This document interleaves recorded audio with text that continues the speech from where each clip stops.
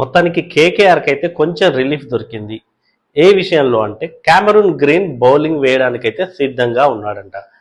మరి అజింక్య రహానే, కెప్టెన్ అజింక్య రహానే కోపం అంటే ప్రెస్ కాన్ఫరెన్స్ లో ఆ కోపం ప్రదర్శించడం ఏమన్నా వర్కౌట్ అయిందా, లేదంటే తను అసహనం వ్యక్తం చేయడం కూడా టీమ్ మేనేజ్మెంట్ సీరియస్ గా తీసుకొని క్రికెట్ ఆస్ట్రేలియాతో ఏమైనా సంప్రదింపులు జరిపిందా, అసలు ఏం జరిగింది?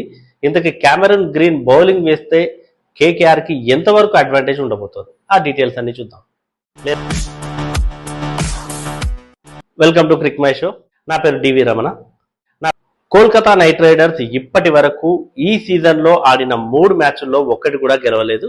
మొదటి 2 మ్యాచ్ల్లో ఓడిపోయింది, 3వ మ్యాచ్ వర్షం కారణంగా రద్దయింది. చాలా విమర్శలు వచ్చాయి, ఎస్పెషల్లీ కెప్టెన్ అజింక్య రహానే మీద కూడా విమర్శలు వచ్చాయి, అతని స్ట్రైక్ రేట్ మీద కూడా విమర్శలు వచ్చాయి. ఈ సందర్భంగానే ప్రెస్ మీట్ లో అతన్ని ఒక జర్నలిస్ట్ అడిగాడు క్వశ్చన్. ఏమని అడిగాడంటే కామరూన్ గ్రీన్ బౌలింగ్ వేస్తాడా? వెంటనే అజింక్య రహానేకి కోపం వచ్చింది. ఆ విషయం మీరు క్రికెట్ ఆస్ట్రేలియాని అడగండి అని చెప్పాడు. సో మరి ఇదైతే చాలా దుమారం రేపింది. తన స్ట్రైక్ రేట్ గురించి సరే విమర్శలు చేసిన వాళ్ళకి కౌంటర్ ఇచ్చాడు అజింక్య రహానే, అది వేరే విషయం. కానీ ఎస్పెషల్లీ కామరూన్ గ్రీన్ విషయంలో రహానే అన్నది మరి ఎందుకు క్రికెట్ ఆస్ట్రేలియానే ఎందుకు అడగమన్నాడు అంటే, ఆల్రెడీ మార్చి 30న క్రికెట్ ఆస్ట్రేలియా ఏమని స్టేట్మెంట్ ఇచ్చింది, ఈసారి కామరూన్ గ్రీన్ స్పెషలిస్ట్ బ్యాటర్ గానే ఆడతాడు, అది కూడా కొన్ని మ్యాచ్ల వరకే. వాళ్ళు కూడా అది క్లారిటీ ఇచ్చారు, కొన్ని మ్యాచ్ల వరకు అయితే అతను బౌలింగ్ చేయలేడు. దానికి రీజన్ ఏంటంటే లోవర్ బ్యాక్ ఇంజురీ కారణంగా అతను బౌలింగ్ అయితే వేయలేడు.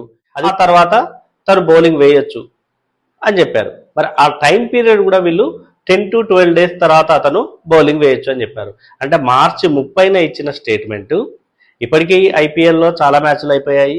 మరి కేకేఆర్ లక్నో సూపర్ జైంట్స్తో మ్యాచ్కి అయితే సిద్ధమైంది. ఈ మ్యాచ్కి ముందు మరి అతని గురించి అయితే ఒక పాజిటివ్ స్టేట్మెంట్ అయితే వచ్చింది.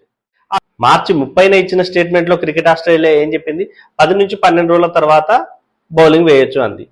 మరి ఆల్రెడీ ఇప్పటికీ 10 రోజుల దాకా అయింది, 8-9 రోజులు అయింది. సో దాదాపుగా లక్నో సూపర్ జైంట్స్తో జరగబోయే మ్యాచ్కి అయితే అతను బౌలింగ్ వేసే అవకాశం ఉంది. నెట్స్లో కూడా ప్రాక్టీస్ చేస్తున్నాడట కామరూన్ గ్రీన్, కాబట్టి మరి అతనికి బౌలింగ్ ఇచ్చే ఛాన్స్ ఉంది. కేకేఆర్ నిజంగా కూడా ఇనీషియల్గా ఒప్పుకుంది, కామరూన్ గ్రీన్ బౌలింగ్ వేయకున్నా పర్వాలేదని అనుకుంది. ఎప్పుడు అతన్ని ఆక్షన్లో తీసుకున్న తర్వాత 25.20 crores పెట్టి తీసుకొని అతన్ని స్పెషలిస్ట్ బ్యాటర్గా ఆడించడం వల్ల వీళ్ళకి ప్రయోజనం ఏంటి? పోనీ బ్యాటర్గానైనా ఏమైనా ఆకట్టుకుంటున్నాడంటే అది లేదు. ఆడిన 3 మ్యాచ్ల్లో కూడా విఫలమయ్యాడు. ఒక మ్యాచ్లో 18 రన్స్ చేశాడు, ఒక మ్యాచ్లో 4 రన్లు, ఒక మ్యాచ్లో 2 రన్స్. సరే ఎస్ఆర్హెచ్ మీద ఆడిన మ్యాచ్లో రన్అట్ అయ్యాడు, అందులో అతను ప్రమేయం ఏం లేదు, బ్యాడ్ లక్ అని చెప్పొచ్చు. కానీ మిగతా 2 మ్యాచ్ల్లో కూడా అతను విఫలమయ్యాడు. సో దీనికి కూడా కొన్ని రీజన్స్ ఉన్నాయి. ఫస్ట్ మ్యాచ్లో నెంబర్ 4లో బ్యాటింగ్ ఆడించారు, సెకండ్ మ్యాచ్లో నెంబర్ 3 ఆడించారు, మళ్ళీ థర్డ్ మ్యాచ్లో మళ్ళీ నెంబర్ 4లో ఆడించారు. మళ్ళీ ఈ రకంగా మరి తన బ్యాటింగ్ ముంబై ఇండియన్స్ కాడినప్పుడు తను బాగా పర్ఫామ్ చేశాడు, అతను టాప్ ఆర్డర్లో వచ్చాడు. అతన్ని యాక్చువల్గా ఓపెనర్గా కూడా వాడుకోవచ్చు, లేదా నెంబర్ 3లో కూడా వాడుకోవచ్చు.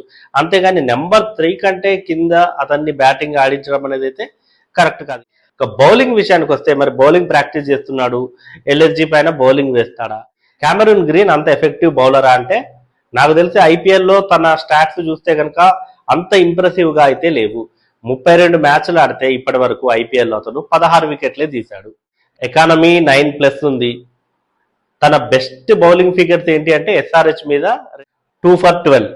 అతనికి బెస్ట్ సీజన్ కూడా 2024లోనే. 2024లోనే అతను 13 మ్యాచ్లు ఆడితే అందులో 10 వికెట్లు తీశాడు. సో అప్పుడు ఎకానమీ కూడా 8.62 ఉంది. కాబట్టి తనకి 2024 అనేది the best season as a బౌలర్గా తనకు అదని చెప్పొచ్చు. మరి ఈసారి అంత ఎఫెక్టివ్గా ఉంటాడా బౌలింగ్లో అన్నది క్వశ్చన్. ఇంతలా కామరూన్ గ్రీన్ కు బౌలింగ్ కోసం ఎందుకు తప్పిస్తున్నారు అంటే వీళ్లకు ఉన్నటువంటి బౌలర్లు రకరకాల కారణాల చేత దూరమయ్యారు. ఆ విషయం మనకు అందరికీ తెలుసు.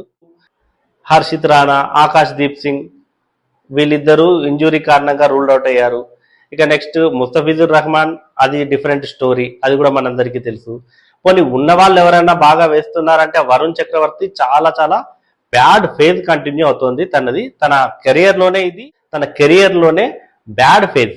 సునీల్ నరేన్ కూడా గతంలో ఉన్నంత ఎఫెక్టివ్ గా అయితే సునీల్ నరేన్ కనిపించట్లేదు. ఇక పేస్ అటాక్ ని వైభవ్ అరోరా లీడ్ చేస్తున్నారు. Blessings Muzarabani Zimbabwe fast bowler, SRH పై అయితే అదరగొట్టాడు, 4 వికెట్లు తీశాడు. సో తను కొంచెం హోప్స్ అయితే ఇస్తున్నాడు, కానీ తనకిది కొత్త. సో ప్రెషర్లో ఎలా వేస్తాడు, ఇనిషియల్ కంటే బాగానే ఉంది, కానీ తను ఒత్తిడిని తట్టుకొని వేయగలడా, ఇవైతే క్వశ్చన్స్ ఉన్నాయి. కార్తిక్ త్యాగి యంగ్ బౌలర్, సో తనకి కూడా ఆపర్చునిటీ ఇస్తున్నారు, తను పేస్ కూడా బాగా జనరేట్ చేస్తున్నాడు.